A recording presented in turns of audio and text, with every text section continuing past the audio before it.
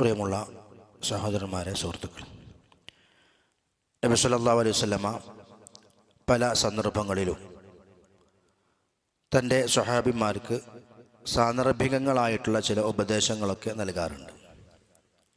വസിയ്യത്തുകൾ എന്നാണ് ഹദീസുകളിൽ അതിനെക്കുറിച്ച് പറഞ്ഞിട്ടുള്ളത്. നബി സല്ലല്ലാഹു അലൈഹി വസല്ലമയുടെ വസിയ്യത്തുകൾ, ഉപദേശങ്ങൾ. ആ ഉപദേശങ്ങൾ പല രൂപത്തിലാണ്. ചിലപ്പോൾ പൊതുവായ നിലക്ക് നൽകുന്നൊരു ഉപദേശമായിരിക്കാം. ചില സന്ദർഭങ്ങളിൽ അവരിൽ കാണുന്ന എന്തെങ്കിലും അബദ്ധങ്ങൾ അത് തിരുത്തി കൊടുത്തുകൊണ്ടുള്ള ഉപദേശങ്ങളായിരിക്കാം. ഇപ്പോൾ നബി സല്ലല്ലാഹു അലൈഹി വസല്ലമ നമസ്കരിക്കാൻ നിന്നിട്ട് നമസ്കാര ശേഷം അവരോട് പറഞ്ഞു, നിങ്ങൾ എൻ്റെ പിറകിൽ നിന്ന് ഓതുന്നത് പോലെയുണ്ട്. അതുകൊണ്ട് ആരും ഇമാമിൻ്റെ പിറകിൽ നിന്ന് കഴിഞ്ഞാൽ, മഅ്മൂമായി നിന്നാൽ ആരും ഓതരുത്. സൂറത്തുകൾ ഓതാൻ പാടില്ല. ഇല്ലാ ബി ഫാത്തിഹത്തിൽ കിതാബ്, ഫാത്തിഹ ഒഴികെ. ഫാത്തിഹ ഓതണം. കാരണം ഫഇന്നഹു ലാ സ്വലാത്ത ലിമൻ ലം യഖറ ബി ഫാത്തിഹത്തിൽ കിതാബ്, ഫാത്തിഹ ഓതാത്തവർ നമസ്കാരമില്ല. അപ്പോൾ അതൊരു സാന്ദർഭികമായി കൊടുത്ത ഉപദേശമാണ്. അതുപോലെ തന്നെ സ്വഫ് ശരിയല്ല എന്ന് കണ്ടപ്പോൾ പ്രവാചകൻ പറഞ്ഞു, നമസ്കാര ശേഷം എൻ്റെ പിറകിൽ ഞാൻ നിങ്ങളെ കാണുന്നുണ്ട്. അത് അല്ലാഹു തആല കാണിച്ചു കൊടുത്തതാണ്, അവരുടെ സ്വഫിൽ വന്ന ചില പ്രശ്നങ്ങൾ. എന്നിട്ട് ആ സ്വഫുമായി ബന്ധപ്പെട്ട കുറേ ഉപദേശങ്ങൾ, അത് നിൽക്കേണ്ട രൂപം എങ്ങനെയാണ്, അതൊക്കെ പഠിപ്പിച്ച് കൊടുക്കുകയാണ്. അപ്പോൾ ചില സന്ദർഭങ്ങളിൽ അവരിൽ കാണുന്ന ചില പോരായ്മകളെ ഉണർത്തിക്കൊണ്ട് നബി സല്ലല്ലാഹു അലൈഹി വസല്ലമ പഠിപ്പിച്ചു കൊടുക്കാറുണ്ട്. ഇമാം ബുഖാരിയും ഇമാം മുസ്ലിമും ഇമാം ഇബ്നു മാജയും റഹിമഹുമുള്ള എല്ലാവരും നിവേദനം ചെയ്യുന്ന, റിപ്പോർട്ട് ചെയ്യുന്ന ഒരു ഹദീസ് കാണാൻ സാധിക്കും. അബൂ ഹുറൈറ റളിയല്ലാഹു അൻഹു പറയാണ്, നബി സല്ലല്ലാഹു അലൈഹി വസല്ലമ ഒരു ദിവസം പറഞ്ഞു, ഇന്നമാ ജുഅലൽ ഇമാമു ലിയുതമ്മ ബിഹി, ഇന്നമാ ജുഅലൽ ഇമാമു ലിയുതമ്മ ബിഹി, ഇദാ കബ്ബറ ഫകബ്ബിറു വഇദാ റകഅ ഫർകഉ വഇദാ സജദ ഫസ്ജുദു വഇദാ സ്വല്ല ജാലിസൻ ഫസല്ലു ജുലൂസൻ അജ്മഊൻ. ഈ ഒരു ഹദീസ് പല ഗ്രന്ഥങ്ങളിലും പല രൂപങ്ങളിൽ വ്യത്യസ്ത പദങ്ങളിൽ വന്നിട്ടുണ്ട്. ചില ഹദീസുകളിൽ വഇദാ റഫഅ ഫർഫഉ എന്നുണ്ട്. അതുപോലെ ചില ഹദീസുകളിൽ ഇദാ അമ്മന ഫഅമ്മിനു എന്ന് വന്നിട്ടുണ്ട്. അപ്പോൾ ഈ ഹദീസിൻ്റെ ഉദ്ദേശം എന്താണെന്ന് വെച്ചാൽ, ചില ആളുകളൊക്കെ നമസ്കാരത്തിൽ ഇമാമുമായി ബന്ധപ്പെട്ടുകൊണ്ട് ജമാഅത്തായി നമസ്കരിക്കുമ്പോൾ പാലിക്കേണ്ട ചില മര്യാദകളിൽ വീഴ്ചകൾ കണ്ടപ്പോൾ നബി സല്ലല്ലാഹു അലൈഹി വസല്ലമ കൊടുത്ത ഒരു ഉപദേശമാണ്. അത് നമ്മളും പലപ്പോഴും അറിഞ്ഞിരിക്കേണ്ടുന്ന ഒരുപാട് കാര്യങ്ങൾ അതിലുണ്ട്. ഇപ്പം പലപ്പോഴും നമസ്കാരം നമ്മൾ അറിഞ്ഞു, നമസ്കാരം വാജിബാൻ നമ്മൾ അറിഞ്ഞു, ജമാഅത്തായി നമസ്കരിക്കണം നമുക്കറിയാം. അങ്ങനെയൊക്കെ ആണെങ്കിലും പലപ്പോഴും നമ്മൾ നിസ്സാരമായി കാണുന്ന, നമ്മുടെ ദൃഷ്ടിയിൽ ഒരു ഗൗരവമായി തോന്നാത്ത പല അബദ്ധങ്ങളും അത് റബ്ബിൻ്റെ ദൃഷ്ടിയിൽ വലിയ അബദ്ധങ്ങളാണ്. കാരണം അല്ലാഹു തആല ഒരു ഇബാദത്തിൻ്റെ രൂപം പഠിപ്പിച്ചു തന്നു. അതിൽ നിന്ന് വ്യത്യസ്തമായി നമ്മൾ ചെയ്യുമ്പോൾ അത് ഇസ്ലാമിൻ്റെ ഭാഷയിൽ വലിയ ഗൗരവമുള്ള വിഷയമാണ്. അപ്പോൾ അവിടെ പറയുന്നത്, ഇന്നമാ ജുഅലൽ ഇമാമു ലിയുതമ്മ ബിഹി, ഇമാമിനെ നിശ്ചയിച്ച് തന്നിട്ടുള്ളത് ആ ഇമാമിനെ നമ്മൾ അനുകരിക്കാൻ വേണ്ടിയിട്ടാണ്. അതായത് ആ ഇമാമിനെ പിൻപറ്റിക്കൊണ്ട്, പിന്തുടർന്നുകൊണ്ട് കാര്യങ്ങൾ ചെയ്യാൻ വേണ്ടിയിട്ടാണ്. ഇദാ കബ്ബറ ഫകബ്ബിറു, ഇമാം അല്ലാഹു അക്ബർ എന്ന് പറഞ്ഞ് കൈ കെട്ടിക്കഴിഞ്ഞാൽ, തക്ബീർ ചൊല്ലിയാൽ, അത് ആദ്യത്തിലാണെങ്കിലും ശരി, ഇടക്കുള്ള തക്ബീറുകളാണെങ്കിലും ശരി, ഇമാമിന് തക്ബീർ കഴിഞ്ഞാൽ നിങ്ങളും തക്ബീർ ചെയ്യുക. വഇദാ റകഅ ഫർകഉ, ഇമാം റുകൂയിലേക്ക് പോയാൽ നിങ്ങളും റുകൂയിലേക്ക് പോകുക. ഇനി വേറൊരു റിപ്പോർട്ടിൽ വഇദാ റഫഅ ഫർഫഉ, ഇമാം ഉയർന്നാൽ നിങ്ങളും ഉയരുക. വഇദാ സജദ ഫസ്ജുദു, ഇമാം സുജൂദ് ചെയ്താൽ നിങ്ങളും സുജൂദ് ചെയ്യുക. വഇദാ സ്വല്ല ജാലിസൻ, ഇമാം ഇരുന്ന് നമസ്കരിച്ചാൽ ഫസല്ലു ജുലൂസൻ അജ്മഊൻ, നിങ്ങളൊക്കെ ഇരുന്ന് നമസ്കരിക്കുക. അപ്പോൾ ഇതിലെ വിഷയം എന്താണെന്ന് വെച്ചാൽ, ഇമാമിൻ്റെ കൂടെ മഅ്മൂമായി നിൽക്കുന്ന നമ്മളിൽ ഇന്ന് സാധാരണയായി 3 അവസ്ഥകൾ കാണാറുണ്ട്. അത് പല ആളുകളിലും പല രൂപത്തിലാണ്. ഒന്ന്, ചില ആളുകൾ ഇമാമ് കൈ ഉയർത്തി നമസ്കരിക്കാൻ വേണ്ടി കൈ ഉയർത്തുമ്പോൾ ഇമാമിൻ്റെ കൂടെ കൈ ഉയർത്തി, ഇമാം കൈ കെട്ടുമ്പോഴേക്കും ഒപ്പം ഇമാമിൻ്റെ കൂടെ ചെയ്യുന്ന പണി, അതിന് മുവാഫഖത്ത് എന്നാണ് പറയാം. ഇമാമിനോട് യോജിച്ചു വരിക. ഇത് നമസ്കാരത്തിൽ പാടില്ലാത്ത കാര്യമാണ്.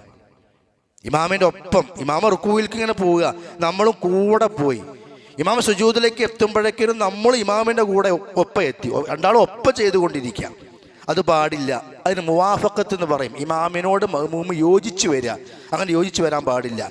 കാരണം ഇന്നമാ ജുഅലൽ ഇമാമു ലിയുതമ്മ ബിഹി, ഇമാമ് നിശ്ചയിക്കപ്പെട്ടത് ഇമാമിനെ മാതൃകയാക്കാൻ വേണ്ടിയിട്ടാണ്. മാതൃക എപ്പോഴാകുക? ആ പണി ഒരാൾ മുമ്പിൽ ചെയ്യണം, ചെയ്ത് കഴിഞ്ഞിട്ട് ചെയ്യുക, അപ്പോഴാണ് മാതൃകയാകുക. നബി സല്ലല്ലാഹു അലൈഹി വസല്ലം ചെയ്ത് കാണിച്ചു തന്നു, പിന്നെ നമ്മൾ ചെയ്യുന്നു. അതുകൊണ്ടാണ് നമ്മൾ നബിയെ മാതൃകയാക്കിയെന്ന് പറയുന്നത്. ഇമാമ നമസ്കാരത്തിൽ മാതൃകയായി എന്ന് പറഞ്ഞാൽ ആ ഇമാമ കർമ്മം ചെയ്തതിനു ശേഷം ചെയ്യണം. അപ്പം മുവാഫഖത്ത് പാടില്ലാത്തതാണ്. രണ്ടാമത്തത് മുസാബഖത്ത് എന്ന് പറയും. മുസാബഖത്ത് എന്ന് പറഞ്ഞാൽ ഇമാമിനെ മുൻകടന്നുകൊണ്ട് ചെയ്യാം.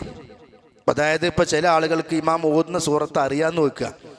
ഇമാം ഫാത്തിഹ ഓതി അടുത്ത സൂറത്ത് ഓതി റുക്കൂയിലേക്ക് പോകേണ്ട സമയമാകുമ്പോൾ ആ സൂറത്ത് അവിടെ അവസാനിച്ചിട്ടുണ്ടെന്ന് മഅ്മൂമിന് അറിയാം.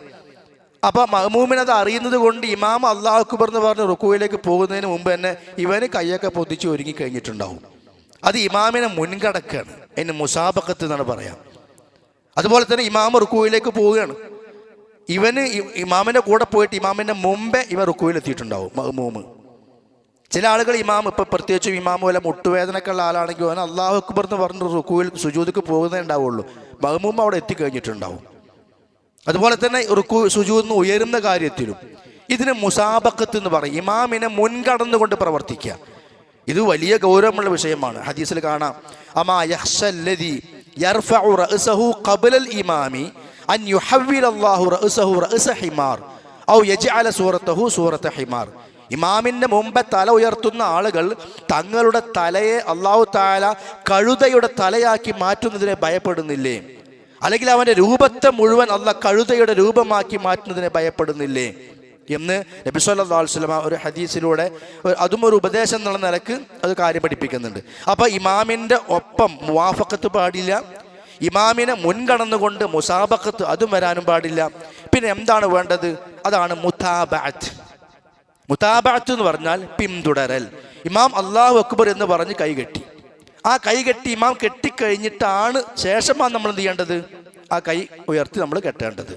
ഇമാം റുക്കൂയിലേക്ക് എത്തി, അതിനുശേഷമാണ് നമ്മൾ റുക്കൂയിലേക്ക് പോകേണ്ടത്. സ്വഹാബികൾ പറയുന്നുണ്ട്, നബി സല്ലല്ലാഹു അലൈഹി വസല്ലം റുക്കൂയിൽ എത്തിയിട്ടാണ് ഞങ്ങൾ റുക്കൂയിലേക്ക് പുറപ്പെടാറുള്ളത്.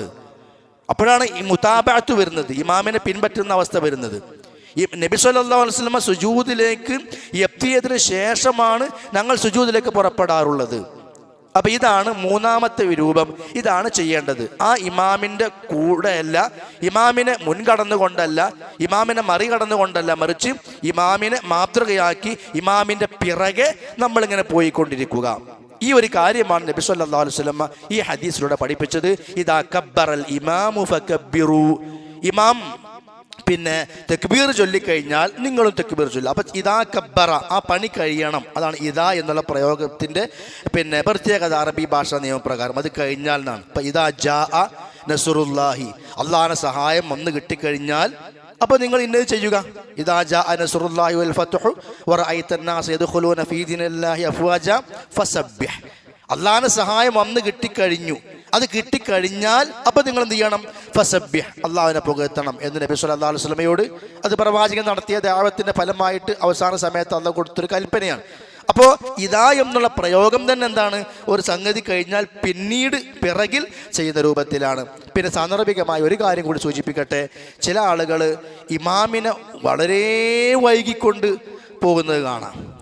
ഇമാം റുക്കൂയിൽ നിന്ന് ഉയർന്നു, എനിക്ക് അന്ന് വിഷയമല്ല, ഞാൻ റുക്കൂയിൽ തന്നെ എൻ്റെ സുബ്ഹാന റബ്ബിയൽ അദീം ഇങ്ങനെ ഇഷ്ടംപോലെ ചൊല്ലിക്കൊണ്ടിരിക്കുക.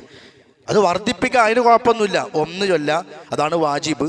3 ചൊല്ല, അതാണ് അതിൻ്റെ അദ്നൽ കമാൽ, പരിപൂർണതയുടെ ഏറ്റവും ചുരുങ്ങിയത് 3 ഇനി ഒരാൾ 3-ൽ അധികം ചൊല്ലാണ് സുബ്ഹാന റബ്ബിയൽ അദീം, കുഴപ്പമൊന്നുമില്ല.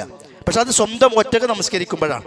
ഇമാമിൻ്റെ കൂടെ നമസ്കരിക്കുമ്പോൾ നമ്മൾ 3 സുബ്ഹാന റബ്ബിയൽ അദീം കഴിഞ്ഞു, ഇമാം ഉയർന്നു കഴിഞ്ഞാൽ നമ്മൾ വീണ്ടും 4, 5, 6, 7 തവണ ചൊല്ലുമ്പോൾ നമ്മൾ നമ്മുടെ ഇഷ്ടപ്രകാരം അവിടെ നിൽക്കുകയാണ്. ഒരു ഇമാമ് പോലും ഇല്ലാത്തതുപോലെ വരുന്നുണ്ട്. അത് വേറൊരു തെറ്റാണ്. അതേപോലെ അത്തഹിയാത്തിനൊക്കെ ഇരുന്ന് അത്തഹിയാത്തിൻ്റെ അവസാനത്തിൽ ദുആ നിർവഹിക്കാനുള്ള സമയമാണ്. പക്ഷേ ഇമാമ് സലാം ഇട്ടിക്കഴിഞ്ഞാലും ഞാൻ എൻ്റെ ദുആയുമായിട്ട് ഇങ്ങനെ ഇരിക്കുക കുറേ നേരം, ചിലപ്പോൾ 1 മിനിറ്റൊക്കെ വൈകി സലാം ഇട്ടുന്ന ആളുകളുണ്ട്. അങ്ങനെ വൈകൽ അതും പാടില്ല. അപ്പം മുൻകടക്കാനും പാടില്ല, മുവാഫഖത്ത് വരാനും പാടില്ല, ഇമാമിൽ നിന്ന് വൈകാനും പാടില്ല. അതിനാണ് ആ ഹദീസിന്റെ തുടക്കത്തിൽ തന്നെ നബി സ്വല്ലല്ലാഹു അലൈഹി വസല്ലം എന്ത് പറഞ്ഞത്? ഇന്നമാ ജുഅലൽ ഇമാമു ലിയുതമ്മ ബിഹി, ഇമാമിനെ അനുകരിക്കാനും മാതൃകയാക്കാനുമാണ് നിങ്ങൾക്ക് ഇമാമിനെ നിശ്ചയിച്ചു തന്നിട്ടുള്ളത്. അപ്പോൾ ആ രൂപത്തിൽ നമ്മൾ നമ്മുടെ നമസ്കാരത്തെ അത് കൃത്യമാക്കുക. എല്ലാ കാര്യത്തിലും എന്ന പോലെ അള്ളാഹുവിൻ്റെ പ്രവാചകൻ സ്വല്ലല്ലാഹു അലൈഹി വസല്ലം നൽകിയിട്ടുള്ള ഗൗരവമേറിയ ഉപദേശമാണ്. അള്ളാഹു സുബ്ഹാനഹു വ തആല ഇസ്ലാമിൻ്റെ എല്ലാ നിയമങ്ങളും അത് ഹദീസുകളിലും ആയത്തുകളിലും വന്ന പോലെ മുറപ്രകാരം നിർവഹിച്ച് യഥാർത്ഥ മുത്തബിഉ സുന്നകളായി ജീവിക്കാൻ നമുക്കൊക്കെ അള്ളാഹു തൗഫീഖ് ചെയ്യുമാറാകട്ടെ. വസല്ലല്ലാഹു അലാ നബിയിന മുഹമ്മദിൻ വഅലാ ആലിഹി വസഹ്ബിഹി വസല്ലിം. സുബ്ഹാനകല്ലാഹുമ്മ വബിഹംദിക അഷ്ഹദു അല്ലാ ഇലാഹ ഇല്ലാ അൻത അസ്തഗ്ഫിറുക വഅതൂബു ഇലൈക്. വസ്സലാമു അലൈക്കും വറഹ്മത്തുള്ളാഹി വബറകാതുഹു.